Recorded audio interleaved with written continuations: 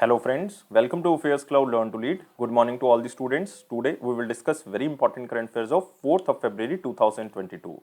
You can see two best images of the day, but today we will discuss very important as well as the most important current affairs, so watch this video till last. But I am requesting you all the students that you have to download our application Careers Cloud from the description box link. After that, log in with the email ID, then click on this crack current affairs section to subscribe our current affairs for 1 year as well as for 2 years. Both the subscription prices are very much low. But how we are covering this current affair? We are providing you daily section. In the daily, you will see three things. One is detail, second is question and answer format, and third is the quiz section which you can attempt on our application on daily basis.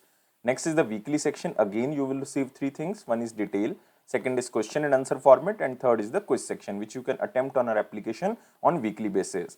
Most important section is the monthly, and we are providing four type of PDFs. One is detail, second is question and answer format, third is best 100 current affair that is also provided in the form of question and answer, and fourth one is pocket PDF. It means 2-liners and the 3-liners current affair will be provided to you so that you can revise these current affairs in quick format before your exam. But to enhance your performance further, we are providing 20 most important topic wise PDF. It means if you want to cover one particular topic, then you can use this topic wise PDF. If you are a banking student, we are providing three things. One is detail, second is question and answer format, and third is the quiz section. But all these three things are only related to banking and economy. And you can attempt this quiz only on our application on monthly basis. If you want to cover all the past current affair of 2021 just from single PDF, then you can use this exam PDF. We are providing detailed budget and economic survey. Expected question and answer will be provided to you so that you can recall that examiner can make these type of questions from budget and economic survey. If you are appearing for your respective state exam, then we are also providing you state current affair, and we are covering every state and union territory. So all these things comes under only one subscription. You have to just download our application Careers Cloud from the description box link. After that, log in with the email ID, then click on this crack current affair section to subscribe our current affairs for 1 year as well as for 2 years. Both the subscription prices are very much low. But if you are a new student, you are just starting your preparation, then I am advising you to subscribe for 2 years. And we are providing 10% extra discount on both subscriptions if you use this code ASH10. And if you have any query, you can email us or you can call us on this number or email ID. So let's start 4th of February 2022 current affairs. But first of all, you have to like this video, you have to share this video as maximum as possible, and you have to subscribe this channel if you are new on this platform. And join our Telegram group from the description box link so that you can receive the notification on time. And we will discuss two questions in the most important questions. Here is the first. Who has appointed as the new chairperson of Insolvency and Bankruptcy Board of India? So this board is very important. This board was basically created in the 2016 and it comes under the Insolvency and Bankruptcy Code Act of 2016. And you have to remember the new chairperson will be Ravi Mittal, and he is appointed for the time period of 5 years or the maximum age of 65 years, whichever is earlier. But you have to remember one important thing. Following the retirement of M.S. Sahu, earlier this position was with M.S. Sahu, who retired on 30th of September 2021. After that, Navrang Saini, who is a full-time member of this board, has been serving as the chairperson as an additional charge of this board. So Ravi Mittal will take over the Navrang Saini after his term ends on the 5th of March 2022. 5th of March 2022. So you have to remember Ravi Mittal, new chairperson of Insolvency and Bankruptcy Board of India, will take charge on 5th of March 2022. And this board headquarters is in New Delhi. You can also see here the picture of Ravi Mittal, who was the former secretary under the Department of Sports, appointed as the chairperson of Insolvency and Bankruptcy Board of India. But you can also remember the other appointments here. Like first, you can see here the name of Alka Mittal. She was recently appointed as Managing Director and Chairman of ONGC. Why this appointment is important? Because she is the first woman chairperson and Managing Director of this Oil and Natural Gas Corporation. Next, Vinay Kumar Tripathi. He was recently appointed as new Chairman and Chief Executive Officer of Railway Board. Again, this is most important appointment. New Chairman and Chief Executive Officer of Railway Board. Next is Baldev Prakash. He was recently appointed as Managing Director and CEO of Jammu and Kashmir Bank. Again, very important appointment for the banking students. Moving to next question. Who won Tata Steel Chess Tournament 2022? So the keyword here, Tata Steel Chess Tournament. It was held in Netherlands. You have to remember the hosting country, Netherlands. And answer of this question, world #1 chess player Magnus Carlsen. So answer of this question is B. So you can see here the picture of Magnus Carlsen, who wins the 2022 Tata Steel Chess Tournament. And you can also see here, he has won his 8th Tata Steel title, defeating Italian-American Fabiano Caruana. You can remember because Magnus Carlsen hold this record for the most wins at this tournament, 8 Tata Steel title. And the Tata Steel Chess Tournament 2022, this is the 84th edition of this tournament and took place in the Netherlands. You have to remember exact location. And the Tata Steel Chess Tournament is internationally known as the Wimbledon of chess. Remember, it is known as Wimbledon of chess, and it was formerly known as Konkurs Chess Tournament. And India's Vishwanathan Anand has won the 5 Tata Steel title because Magnus Carlsen won the 8 Tata Steel title, and this is 5 Tata Steel title, the second most wins in the tournament after the Magnus Carlsen. And remember, Magnus Carlsen belongs to Norway. And Grandmaster Erigesi Arjun of India has won the Tata Steel Challengers and earned a spot in the Tata Steel Masters of 2023. And remember, this Erigesi Arjun belongs to Rangal, it means belongs to Telangana, and has become the 4th Indian to win the Challengers, this Tata Steel Challenger title, after P. Hari Krishna, B. Adiban, and Vidit Gujarati. So you can remember the name Erigesi Arjun. But the most important player and the world #1 player is Magnus Carlsen, and he belongs to Norway. You have to remember, Norwegian player. And Magnus Carlsen became the world chess champion in the year of 2013 by defeating Vishwanathan Anand. And he topped the International Chess Federation world ranking at the age of 19 and become the youngest person to do so. So that's why this player is very, very important, especially for the Norway and India, because he defeated Vishwanathan Anand in 2013. That's why this player is important. Moving to next question. So now we are moving to the very important question section, but first of all, you have to like this video, you have to share this video as maximum as possible, and please subscribe this channel if you are new on this platform, and join our Telegram group from the description box link. Here is the first question. What is the name of one of the most powerful supercomputers in India installed and commissioned by Indian Institute of Science, which is situated in Karnataka, Bengaluru? And answer of this question is Param Pravega. So D is the answer.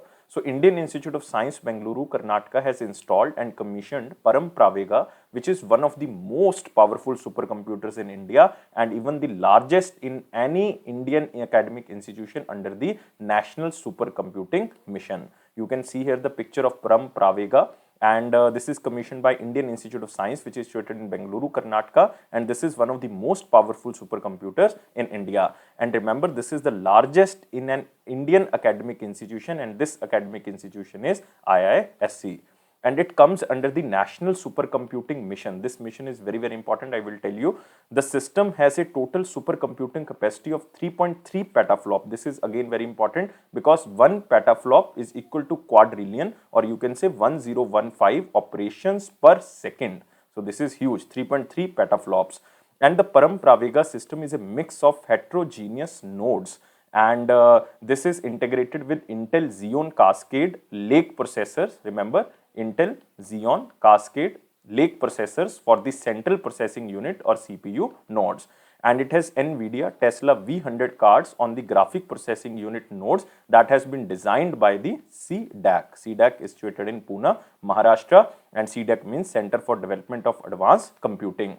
And the machine hosts an array of program development tools, utilities, and libraries for developing and executing high performance computing or HPC applications. Now, what is National Supercomputing Mission? This National Supercomputing Mission is jointly guided by Department of Science and Technology and Ministry of Electronics and Information Technology, and implemented by CDAC as well as Indian Institute of Science, Bengaluru. And the mission has supported the development of 10 supercomputer systems until now. And these supercomputer systems are helpful in carrying out major research and development activities, developing platform for the genomics and the drug discovery, studying urban environment issues, establishing flood warning and the prediction system, and optimizing telecom network. That's why these supercomputers are very, very important. And remember, National Supercomputing Mission is a jointly run by Department of Science and Technology and Ministry of Electronics and Information Technology, and two organizations, one is CDAC and Indian Institute of Science. So remember these things, these are very, very important. But the most important thing, the name is Param Pravika. Moving to next question. Which bank signed MOU or Memorandum of Understanding with National Culture Fund for development of Atmanirbhar Bharat Center for Design? This center is also known as ABCD. A stands for Atmanirbhar, B stands for Bharat, C stands for Center, D stands for Design. And this bank is State Bank of India. So answer of this question is A. So remember, Memorandum of Understanding has been signed between the three entities. One is State Bank of India, second one is IGNCEA. It stands for Indira Gandhi National Center for Arts, and third one is NCF. It stands for National Culture Fund for the development of Atmanirbhar Bharat Center for Design in Delhi. So you can also see here these three entities signed MOU for the development of ABCD Center at Red Fort, Delhi. And it will be implemented by this institution, which is known as Indira Gandhi National Center for the Arts, an autonomous organization under the Ministry of Culture.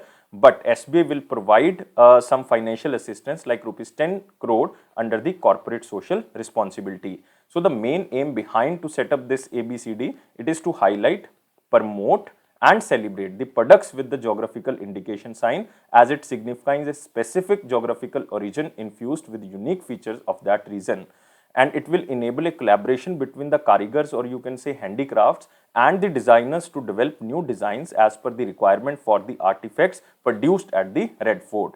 And ABCD will exemplify the most rare and unique crafts of India, especially in the Red Fort, Delhi. So you have to remember, this center will be sponsored by SBI, but it will be developed by two organizations. One is National Culture Fund and second is Indira Gandhi Institution. And this full name of institution is Indira Gandhi National Center for the Arts. National Center for Arts. Now we are moving to the next question. Which company and Indian Army signed a contract for supply of Konkurs-M anti-tank missile? So you have to remember this name, Konkurs-M. So a contract has been inked between Bharat Dynamics Limited, so answer of this question is C, and the Indian Army, and this contract is rupees worth 3131 crore, and it is signed in New Delhi for the manufacturing and supply of Konkurs-M, which is anti-tank guided missile. So you can also see here the picture, Bharat Dynamics signs contract for the supply of Konkurs-M anti-tank guided missile for the Indian Army, and total contract cost is 3131 crore, or approximately you can remember it is 3000 crore. And it is a second generation mechanized infantry anti-tank guided missile to destroy armored vehicles equipped with explosive reactives, and it has a range of 75 to 4000 meters. So you have to remember this range because examiner can ask this range, especially it was asked in IBPS exam. And it has a speed of 65 km and range of 600 km. This is again very important. And Bharat Dynamics Limited will also offer these missiles for export to the friendly foreign countries. And it is also offering man-portable anti-tank guided missiles known as Nag, known as Milan or Milan, Amogha. So these missiles, in addition with the Konkurs-M, will be exported by the BDL or Bharat Dynamics Limited. And remember, Bharat Dynamics Limited headquarters is in Hyderabad, in Telangana. It was established in the year of 1970, and Siddharth Mishra is currently the chairman and managing director of this organization. And Government of India holds almost 75%, little bit less than 75%, but almost 75% stake in the Bharat Dynamics Limited. So remember all the things about this question. Moving to next question. Union government approved how much outlay for the scheme of assistance to the National Sports Federation? So recently, Union government approved the continuation of scheme of assistance to the National Sports Federation with an outlay of 1575 crore rupees, and it is for the 15th Finance Commission time period like 2021-22 to 2025-26. It means it is for the time period of 5 years. So it is the main source of funding for the preparation of the national athletic teams for all major national as well as international competitions. You can see here, government approves continuation of scheme of assistance to the National Sports Federation with an outlay of 1575 crore rupees. And the scheme of assistance to the National Sports Federation is a flagship central sector scheme that provides financial support to the Ministry of Youth Affairs and Sports. And the outlay will support the National Sports Federation to train and field national teams for the national as well as international upcoming competitions, including Commonwealth and Asian Games of 2022, even Paralympics in 2024, and the Asian and the Commonwealth Games in the year of 2026. And National Sports Federation will use this fund to conduct national coaching camps, procure sports equipment, provide training of the international standards, and provide sports and science sport, etc., which will be very useful for the national and the international teams. And remember about Ministry of Youth Affairs and Sports. Who is the Union Minister? Union Minister is Anurag Singh Thakur. Anurag Singh Thakur. And constituency is Hamirpur. Hamirpur is in Himachal Pradesh. Moving to next question. India and Nepal signed a memorandum of understanding for the construction of motorable bridge over which river? And name of this river is Mahakali River, and this bridge will be constructed on the side of Uttarakhand state. So remember, India and Nepal signed a memorandum of understanding to construct 110 meter of bridge, and this is the second motorable bridge on the India and Nepal border in the state of Uttarakhand.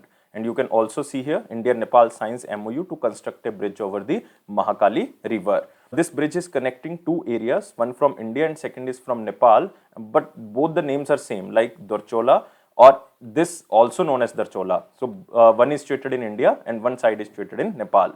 And the bridge is about 110 meter, and it is the second motor bridge on the India-Nepal border in the Uttarakhand, because the other one is the Banbasa bridge in the area of Uttarakhand. So that's why this is very, very important. And India will bear all the cost of constructing this bridge, and preparation of a detailed project report for the bridge has already been completed, and the construction work of this bridge will start soon and will be completed in 3 years. Because in the recent years, India is assisting Nepal in the development of border infrastructure by upgrading 10 roads in the Tarai region of the Nepal, developing cross-border rail links, and establishing integrated check posts between the India and Nepal. So India is providing so much assistance to the Nepal for developing these kind of infrastructure. And this bridge is situated in Uttarakhand. Remember, this is the second motorable bridge in the state of Uttarakhand, and first one named as Banbasa Bridge, and it is in the Champavat area of Uttarakhand. Moving to next question, but you can also remember here about Nepal. Nepal's president is Vidya Devi Bhandari. Capital is Kathmandu, and currency is Nepalese rupees. Moving to next question. Which institute has collaborated with NIIF to establish India's first research chair in the environmental, social, and the governance? So again, this question is very important, and remember this NIIF, it is National Investment and Infrastructure Fund, and this is India's first research chair in the environmental, social, and the governance area. And this institution is IIM, or Indian Institute of Management, Ahmedabad. So B is the answer. So Indian Institute of Management has collaborated with the National Investment and Infrastructure Fund Limited to establish India's first research chair in environmental, social, and the governance. And the research chair for this environment, social, and the governance will work towards the structuring and crafting a strategic roadmap to bridge the gap between the research and development. So the main activities of this research chair, like conducting research on the crucial, globally relevant ESG, or environment, social, and the governance issues, engaging with industry to create long-term ESG-oriented business strategies and practices, acting as a knowledge partner to the government in relation to the policy formulation, and engaging with the international think tanks and the agencies to create knowledge and experience sharing opportunities and the platform. So this is basically for environment, social, and the governance. But you have to remember the most important keyword under this question. This is the first research chair in the environmental, social, and governance, and it will be set up in Indian Institute of Management, Ahmedabad. So just remember the question as same as in slide. Moving to next question. What is the name of US intelligence satellite recently launched into the space? So answer of this question is NRO L87. So answer of this question is B. And NRO stands for National Reconnaissance Office. So remember NROL 87. So you can see here a classified satellite for the US National Reconnaissance Office has been launched into the space from the California. and it is one of the very important intelligence satellite of the NASA. And you can see here it is the United States National Reconnaissance Office, and NROL 87 is described as the national security payload with an outlay of $50 million. And the NRO is the government agency for developing, building and launching and maintaining US satellites that provide intelligence data to the senior policymaker. So that's why this NRO is very important organization. Remember, it is the government agency for developing, building, launching and the maintaining US satellites. And NROL 87 launch was one of the 3 satellites awarded by the Air Force to the SpaceX in 2019 for combined fixed price of $297 million. And remember, other 2 satellites were NROL 82 and NROL 111, and it was already launched from the NASA in the United States of America. So that's why this is very important, and it is launched by SpaceX, but it belongs to NASA. So just remember the name. This is very important under this question. Moving to next question. What is the name of Fifth Scorpene class submarine of Indian Navy whose sea trials recently started? Again, you have to just remember the name. Name is INS Vajir. So answer of this question is C. So Indian Navy new submarine INS Vajir, the 5th of the 6 French designed Scorpene class submarines of Calvary class, built as a part of Project 75, commenced its first sea trial from 1st of February 2022. So this is very important. You can also see here the picture of INS Vajir. This is the 5th Scorpene class submarine. And you can also see this, the submarine was launched in November 2020, but sea trials started in the month of February 2022. And the Vajir submarine is designed with the superior stealth features like advanced acoustic absorption techniques, and will now undergo extensive system, machinery and weapons trial at the sea before commissioning. And the submarine was named after INS Vajir, a Russian Vela class submarine that served in the Navy from 1973 to 2001. And remember, Chief of Naval Staff, Admiral R. Hari Kumar. R. Hari Kumar. Again, very important. Under this question, you can also remember about this Project 75. Project 75 means 6 submarines of Scorpene class or P-75 are to be constructed in Mumbai. And the 2 submarines, project named as INS Calvary, this was the first, and second one is Khanderi. Second one is Khanderi, already commissioned into the Indian Navy in December 2017 and September 2019 respectively. And the third submarine, Karanj is in the last phase of the rigorous sea trials, but it is also commissioned. Fourth submarine, Vela, also commissioned. Now INS Vajir started the sea trials, and INS Vakshir in the construction stage. It will be delivered in the June 2022, and its sea trials can be started in the late of 2022 or in the early 2023. So the 6 Calvary class submarines can undertake missions like anti-surface warfare, anti-submarine warfare, intelligence gathering, mine laying and the area surveillance. So these are very important, especially for the Indian Navy. And remember, who is currently the Chief of Indian Navy? Admiral R. Hari Kumar. I already told you. Moving to next question. Which insurance company launched an artificial intelligence powered voice bot for automated registration of the motor claims? And this insurance company is Edelweiss General Insurance. So answer of this question is D. And remember, it is powered by Yellow Artificial Intelligence or Yellow.Artificial Intelligence platform. So the artificial intelligence voice bot is currently available in Hindi as well as in English, and enabling real-time registration of the claims that work into 24/7. So you can see this, Edelweiss General Insurance launched this artificial intelligence voice bot for the automated motor claims.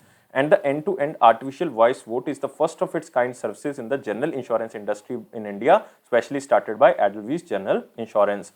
And initially it is introduced for the garage owners and will be extended to all the customers in the upcoming months. And this artificial intelligence bot can also answer queries asked by the garage owners and the representative of the Edelweiss General Insurance, and also provide the services like claims, like registration number, speech recognition models without any human involvement. So always remember about Edelweiss General Insurance. Its CEO is Sahanai Ghosh or Shehnai Ghosh. Headquarter is in Mumbai. Moving to next question. It is from picture. India inks temporary agreement or the interim agreement confirming its commitment to work on the mega science project which is known as SKAO. So first of all, you have to remember the abbreviation of this SKAO. SKAO stands for Square Kilometer Array Observatory. So you can see here Square Kilometer Array Observatory. And India signed a temporary agreement to confirm commitment to work on the mega astronomy project and named as Square Kilometer Array Observatory. And the agreement will be valid for a time period of 1 year. For 1 year. Through this agreement, India will initiate the first monetary contribution towards the construction phase of this Square Kilometer Array Telescope or Observatory started in the year of 2021. Remember, SKAO is proposed to be the world's largest radio telescope which will be established in the South America and Australia. And in 2021, this Square Kilometer Array Observatory Council approved the establishment of the world's largest radio telescope which is known as Square Kilometer Array Telescope, which will be established in the area of South America and the Australia. And India will provide its first monetary contribution toward this project. Remember, this is SKAO, and what is the abbreviation of SKAO? Moving to next question. It is our important question section, but first of all, you have to like this video, share this video as maximum as possible, and please subscribe this channel if you are new on this platform and join our Telegram group from the description box link. Here is the question. Exim Bank or Export and Import Bank of India signs $500 million line of credit agreement with Sri Lanka. Already Indian government approved this. So now Exim Bank signs formal agreement with the Sri Lankan government to support the country to overcome its current fuel crisis, current energy crisis or the fuel crisis. And recently, yesterday we covered this question that Sri Lanka has decided to purchase 40,000 metric ton of petrol and 40,000 of metric ton of diesel from the Indian Oil Corporation to face the fuel and energy crisis. And this island nation is currently struggling with a shortage of almost all essentials due to lack of dollars to pay for imports. So this line of credit will last for 1 year at a nominal interest rate of 2%. So remember, it is $500 million. And remember about Export-Import Bank of India, this was established in the year of 1982. Its headquarters is in Mumbai and its managing director is Harsha Banghari. Moving to next question. So it is our one-liner important point. Here is the first point. First is Jitendra Singh facilitate first of its kind beating retreat drone light show known as Startups. So Dr. Jitendra Singh, who is the Minister of State Independent Charge of Science and Technology, facilitated this beating retreat drone light show known as Startup. So India became the fourth country after China, Russia and the United Kingdom to carry out a large-scale show with the 1,000 drones. Next, India's GDP expected to grow by 7.8% in the financial year 23. This is the report of CRISIL. Remember, this is Credit Rating Information Services of India, and they have estimated financial year 23 real GDP and it will be 7.8%. Earlier they predicted 9.2%, but now they predicted 7.8%. But they also predicted 9.2% in the financial year 22, and our economic survey of financial year 21-22 is 8.5%. So remember, according to economic survey, 8.5% for 21-22 or financial year 22, but CRISIL predicted 7.8%. Next, SEBI reconstructs High Power Advisory Committee on the settlement orders and the compounding of offences. Not important. Just remember, it is a 4-member committee, and earlier the head of this committee was Vijay C. Daga, who was the retired judge of the High Court of Bombay. But now this committee will be chaired by former Chief Justice of Calcutta High Court, Jai Narayan Patel. And remember about SEBI. SEBI was established in 1988, but it becomes statutory body in the year of 1992. Its head is Ajay Tyagi. Ajay Tyagi headquarters in Mumbai. Next is Competition Commission of India approved additional equity acquisition in Escorts Limited by the Kubota Corporation. So just read this line. And Kubota Corporation announced to increase its shareholding in Escorts to 53.5%. Now they have 9% holding, but after this equity acquisition, they will become the owner of 53.5% equity in the this Escort company. And remember about Competition Commission of India, it was established in the year of 2003 under the provision of Competition Commission Act of 2002. It started working in the year of 2009, but its chairperson is Ashok Kumar Gupta.